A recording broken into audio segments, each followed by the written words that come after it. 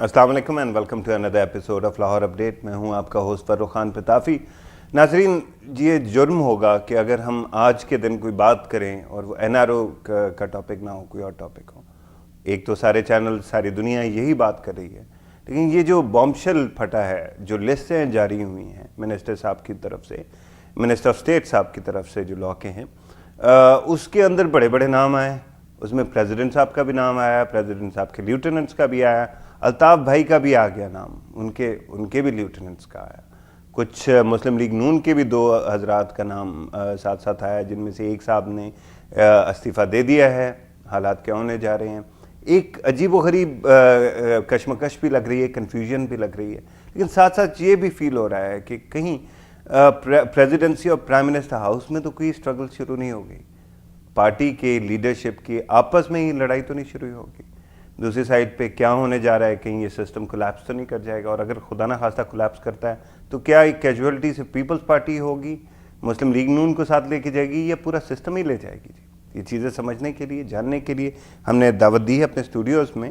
جناب خالد چودھری صاحب تشریف رکھتے ہیں، editor daily Aaj Kal. Thank you very much sir for coming to the program in studio. ان کے ساتھ تشریف رکھتے ہیں جناب ڈاکٹر فاروق حسنات صاحب، very senior analyst. Thank you very much sir for coming to the programme.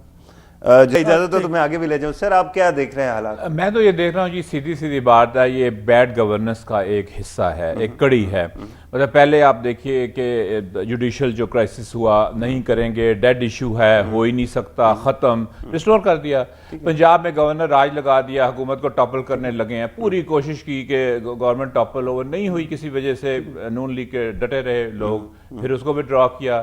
اس کے بعد کیری لوگر کے اوپر بڑے زور کے ساتھ آئے، ہر قسم کی جسٹیفیکیشن دی، پھر ڈیفینسو ہو گئے.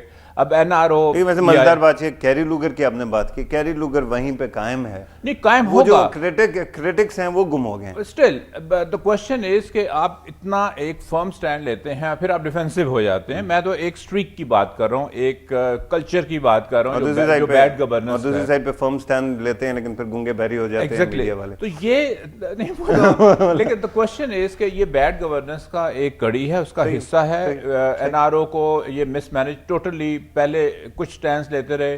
سپریم کورٹ نے جب کہا لائیں، وہاں پہ آپ ہم نے دیکھا کہ ایون ان کے ایلائز ہیں، اس کو انہوں نے کانفیڈنس میں نہیں لیا. ایم کیو ایم اسپیشلی اور دوسرے بھی. پیپلز پارٹی کے اندر بھی سنا جا رہا ہے کہ بہت سی مخالفت تھی، چونکہ وہ اس کو پسند نہیں اس چیز کو کر رہے تھے. مس مینج ٹوٹلی. اور جو لسٹ انہوں نے دی، ان کو خود بھی سمجھ نہیں آ رہا کہ اس میں کون لوگ تھے، کون نہیں تھے، اور اس میں منسٹرز کے درمیان بھی کوئی کوارڈینیشن ہم نہیں دیکھ رہے. ابھی پریس کانفرنس بھی ہو رہی تھی، آپ بھی اس کا ذکر کر رہے تھے. لیکن یہ تو ایک سائڈ پہ ہے نا. مس مینجمنٹ کی آپ نے بات کی، تو گزشتہ مطلب پرویز مشرف صاحب سے پہلے کا جو ایک اشرہ تھا، اس میں دو پارٹیوں کی حکومت بنتی رہی، پیپلز پارٹی کی، نون لیگ کی، ٹھیک ہے، مسلم لیگ جس کو کہا جاتا ہے. ان دونوں پارٹیز کی جو حکومتیں بنی، دونوں کو کرپشن، بیڈ گورننس، مس مینجمنٹ کے نام پہ ہی ہٹایا گیا بار بار. اچھا، اگر اس وقت ایک سائڈ کو ہم کہہ رہے ہیں کہ بیڈ گورننس ہے، تو کیا دوسری سائڈ فرشتے ہوں گے؟ کیا وہ بھی وہی کچھ نہیں ہوں گے؟ کیا اس وقت سسٹم فولڈ ہونے جا رہا ہے، یا پھر اس وقت جو ہے صرف پولیٹیشینز آپس میں نورا کشتی کھیل رہے ہیں؟ میرا نہیں خیال کہ اس کو ہم اس طرح کمپیئر کریں کہ اگر ایک برا تھا تو دوسرے کو بھی برا ہونا چاہیے. لیکن ماضی کا ایک ایگزامپل تو ہے نا ہمارے پاس. وہ صحیح ہے، لیکن ہر وقت قومیں امید رکھتی ہیں کہ آگے ہم چلیں، ماضی سے سبق سیکھیں. کچھ نہیں سیکھتے ہیں، کچھ سیکھتے ہیں. تو سوال یہ ہے کہ آگے بڑھنا ہے. میرا نہیں خیال اس گورنمنٹ سے بھی امید رکھ سکتے ہیں کہ شاید ہاں جی. اب دیکھیے، لوگوں کا پریشر، اصل میں جو سارا مسئلہ جو مجھے نظر آ رہا ہے، این آر او ہو یا دوسرے ہو، جوڈیشل ریسٹوریشن ہو، لوگوں کی rejection for a wrong thing, for a wrong act. اور اسپیشلی سول سوسائٹی ہماری for a wrong act, for a wrong act اور a wrong principle. Tell me an army chief taking over the country and ruling it for 8 years by hook or crook. اس وقت یہ rejection کیوں نہیں؟ جی بالکل rejection ہوئی. ایک بہت بڑی اینڈ میں ہوئی نا، ایک بہت بڑی موومنٹ چلی، اینڈ میں ہوئی نا 8 سال بعد. ایک فیلڈ مارشل کو اکھاڑ کے بعد 8 سال بعد ریولوشنز اور جو موومنٹس ہیں روز نہیں آتی. وہ آتی ہیں اپنے وقت کے اوپر، جب وہ میچور ہوتی ہیں. روز روز کا یہ کھیل تماشا نہیں ہوتا، بیکاز اے ہیوج تھنگ.